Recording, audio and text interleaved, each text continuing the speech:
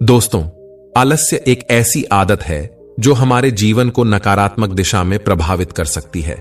यह एक मानसिक और शारीरिक स्थिति है जिसमें व्यक्ति आवश्यक कार्यों को टालता रहता है और जिम्मेदारियों से बचने की कोशिश करता है।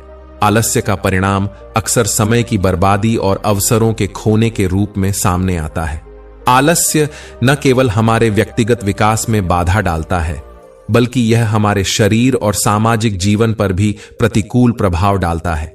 जब हम आलसी होते हैं तो हम अपने लक्ष्य प्राप्त करने में असफल हो जाते हैं और इससे हमारी आत्मसम्मान और आत्मविश्वास पर भी चोट पहुंचती है। आलस्य की आदत धीरे धीरे हमें कमजोर और असफल बना सकती है। आलस्य का मुख्य कारण इच्छा शक्ति की कमी और अनुत्पादक आदतों का पालन करना है। इससे बचने के लिए हमें अनुशासन, समय का सही उपयोग और प्रेरणा को जीवन में अपनाना चाहिए। आलस्य का त्याग कर हम अपने जीवन में सकारात्मक बदलाव ला सकते हैं। यह हमें लक्ष्य की ओर अग्रसर करता है और हमारे प्रयासों को सफलता में परिवर्तित करता है। इसलिए आलस्य से दूर रहकर हमें हमेशा सक्रिय और उत्पादक बने रहना चाहिए ताकि हम अपने जीवन को सही दिशा में ले जा सकें और समाज के लिए भी कुछ योगदान कर सकें। दोस्तों, पुराने समय में हिमाचल की चोटी के घने जंगलों के बीचों बीच एक प्राचीन गुरुकुल था। यह गुरुकुल साधारण पत्थरों और लकड़ियों से बना था, जहां पर शांति और आध्यात्मिकता का वास था। इसके चारों ओर बहती नदी और पक्षियों की चहचहाहट से वातावरण और भी पवित्र हो जाता था। आश्रम की दीवारों पर प्राचीन ऋषियों के उपदेश अंकित थे। एक दिन इस आश्रम में एक नौजवान युवा लड़का आया था जो जीवन और आध्यात्मिकता के प्रति अत्यधिक जिज्ञासु था। हमेशा वह सीखने और बढ़ने के लिए उत्सुक था, लेकिन आलस्य की प्रवृत्ति उसके अंदर गहराई तक बैठी हुई थी। उसने सुना था कि आश्रम में एक बुद्धिमान बौद्ध भिक्षु रहते हैं जो कई दशकों से ध्यान और साधना में लीन थे। कहा जाता था कि इस बौद्ध भिक्षु के पास जीवन के सबसे गहरे प्रश्नों के उत्तर छिपे हुए हैं। एक शाम जब सूर्य पहाड़ों के पीछे छिपने लगा और आसमान में सुनहरी किरणें बिखरी हुई थीं, लड़के ने बौद्ध भिक्षु के पास जाने का निश्चय किया।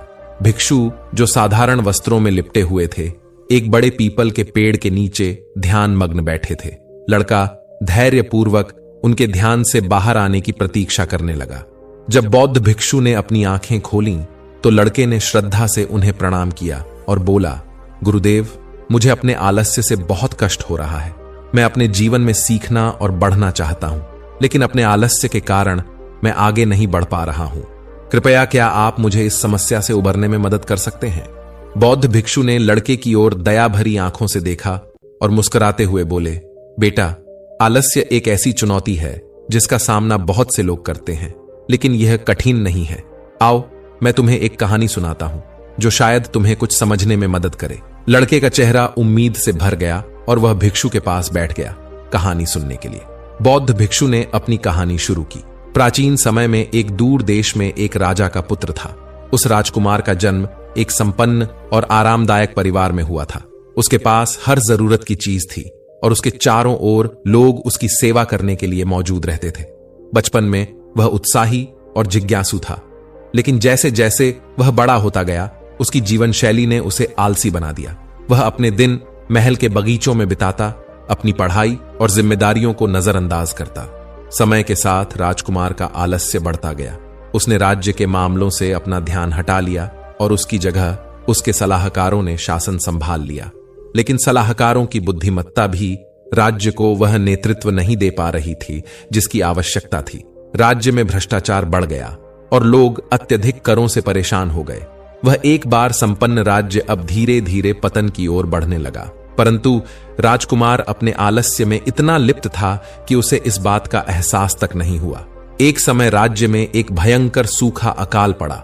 नदियां सूख गईं, फसलें मुरझा गईं और लोग भुखमरी के कगार पर पहुंच गए। लोग महल में आए, राजा से सहायता की गुहार लगाने लगे, लेकिन राजकुमार अपने आलस्य में खोया हुआ था, उनकी पुकार को नजरअंदाज कर देता, यह सोचते हुए कि सूखा जल्द ही खत्म हो जाएगा और सब कुछ फिर से ठीक हो जाएगा। वह लड़का जो भिक्षु की बात ध्यान से सुन रहा था, अपने दिल में कुछ पहचान महसूस कर रहा था। उसने भी अपने जीवन में कई छोटी जिम्मेदारियों को नजरअंदाज किया था, यह सोचते हुए कि समय के साथ सब कुछ ठीक हो जाएगा। बौद्ध भिक्षु ने अपनी कहानी जारी रखी, लेकिन सूखा खत्म नहीं हुआ और स्थिति और भी बदतर होती गई।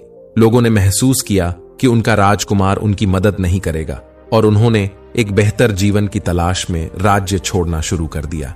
एक समय जो राज्य खुशहाल था, अब वह एक उजाड़ बन चुका था। उसके लोग बिखर गए थे और उसकी भूमि बंजर हो गई थी। तभी राजकुमार को अपनी गलती का एहसास हुआ। वह अपने राज्य की सूनी सड़कों पर भटकने लगा, यह देखते हुए कि उसकी निष्क्रियता के कारण क्या हुआ था। राजकुमार गहरी चिंता में डूब गया। उसने सब कुछ खो दिया था, अपना राज्य, अपने लोग और अपना उद्देश्य। वह अपने दुखों के समाधान के लिए वह पहाड़ों में रहने वाले एक ज्ञानी संत की तलाश में निकला पड़ा। वह लड़का कहानी को और भी ध्यान से सुनने लगा। उसके मन में बौद्ध भिक्षु की कहानी को लेकर गहरी रुचि जाग उठी। बौद्ध भिक्षु ने अपनी बात जारी रखी। जब राजकुमार उस संत के पास पहुंचा तो उसने उनके चरणों में गिरकर क्षमा मांगी और मार्गदर्शन की प्रार्थना की। संत राजकुमार के हृदय में ईमानदारी देखकर उस पर दया करते हुए बोले, बेटा, आलस्य एक ऐसा विष है जो आत्मा में धीरे धीरे प्रवेश करता है और उसे भीतर से नष्ट कर देता है। लेकिन अभी सब कुछ खत्म नहीं हुआ है। तुम खुद को सुधार सकते हो, लेकिन इसके लिए तुम्हें बहुत मेहनत और दृढ़ संकल्प की आवश्यकता होगी। संत ने फिर राजकुमार को एक कहानी सुनाई जिसे पीढ़ियों से सुनाया जाता रहा है। उन्होंने एक जंगल के बारे में बताया जहां सभी जीव जंतु एक साथ रहते थे। उनमें से दो प्राणी थे, एक मेहनती चींटी और एक आलसी टिड्डा। चींटी ने अपने दिन भोजन इकट्ठा करने में बिताए सर्दियों की तैयारी में, जबकि टिड्डा धूप में आनंद लेते हुए खेलता और गाता रहा। जब सर्दियां आईं तो चींटी ने अपनी मेहनत का फल पाया। उसके पास पर्याप्त भोजन था, लेकिन टिड्डा, जिसने तैयारी नहीं की थी, भूखा और ठंड से ठिठुरता हुआ इधर उधर भटकता रहा। राजकुमार ध्यान से सुन रहा था, संत द्वारा दी जा रही सीख को समझते हुए। आगे संत ने कहा, चींटी की मेहनत ने उसकी जीविका को सुनिश्चित किया, जबकि टिड्डे का आलस्य उसे बर्बाद कर गया। यदि तुम अपने राज्य को फिर से समृद्ध बनाना चाहते हो तो तुम्हें चींटी की तरह परिश्रमी, मेहनती और भविष्य के प्रति सचेत होना होगा। संत के शब्दों से प्रेरित होकर राजकुमार अपने राज्य में लौट आया। दृढ़ संकल्प के साथ अपने कर्तव्यों को निभाने लगा। उसने राज्य में फैली गड़बड़ियों को सुधारने के लिए कठिन परिश्रम किया। उसने अपने लोगों से संवाद किया, उन्हें सहायता प्रदान की और उन्हें वादा किया कि वह उन्हें बुद्धिमत्ता और देखभाल के साथ नेतृत्व करेगा। धीरे धीरे राज्य फिर से उभरने लगा, नदियां फिर से बहने लगीं, खेत हरे भरे हो गए और लोग राज्य में लौटने लगे, क्योंकि उन्होंने अपने राजकुमार में बदलाव देखा। लेकिन यह राह आसान नहीं थी। राजकुमार ने कई चुनौतियों का सामना किया और ऐसे भी समय आए जब उसे अपने पुराने आलस्य की छाया महसूस हुई। लेकिन हर बार वह संत के शब्दों और चींटी टिड्डे की कहानी को याद करता। वह अपने थकान और आलस्य से पार पाकर काम करता, यह जानते हुए कि उसकी मेहनत ही उसके राज्य के उत्थान के लिए आवश्यक थी। सालों बीत गए और राजकुमार एक बुद्धिमान और न्यायप्रिय शासक बन गया। उसके नेतृत्व में राज्य फिर से फलने फूलने लगा और उसके लोग उसे प्रेम करने लगे।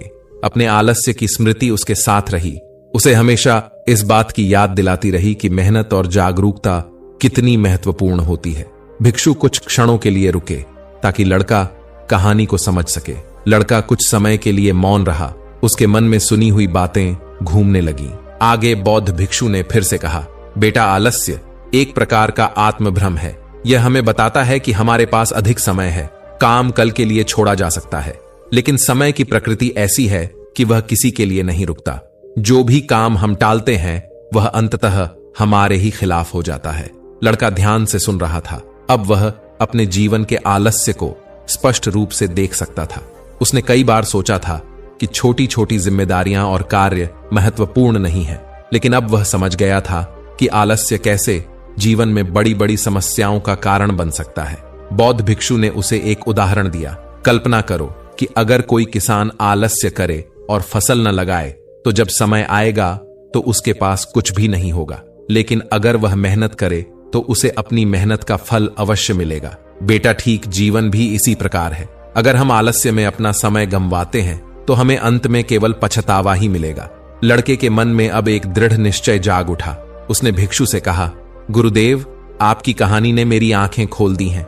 मैं अब समझ गया हूं कि आलस्य केवल एक छोटी समस्या नहीं है, बल्कि यह हमारे पूरे जीवन को प्रभावित कर सकती है। मैं अपनी इस आदत को बदलने का संकल्प लेता हूं।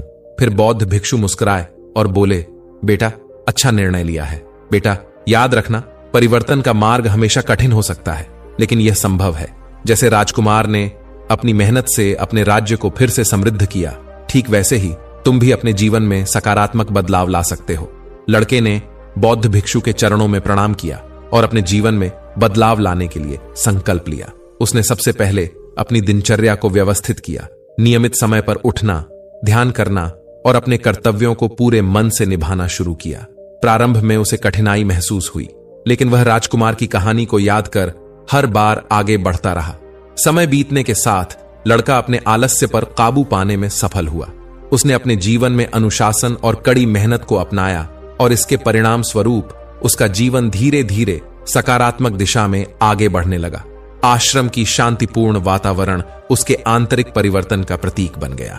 भिक्षु ने उसे आशीर्वाद दिया और लड़के ने अपनी आध्यात्मिक यात्रा जारी रखी, यह जानते हुए कि मेहनत और जागरूकता ही सच्ची सफलता की कुंजी है। इस प्रकार लड़के ने अपने आलस्य पर विजय प्राप्त की और एक नए जीवन की शुरुआत की, जहां उसने मेहनत, अनुशासन और जागरूकता को अपने जीवन का आधार बनाया। उसने भिक्षु की कहानी को हमेशा अपने हृदय में संजोए रखा और उसकी सीखों ने उसे जीवन भर मार्गदर्शन प्रदान किया।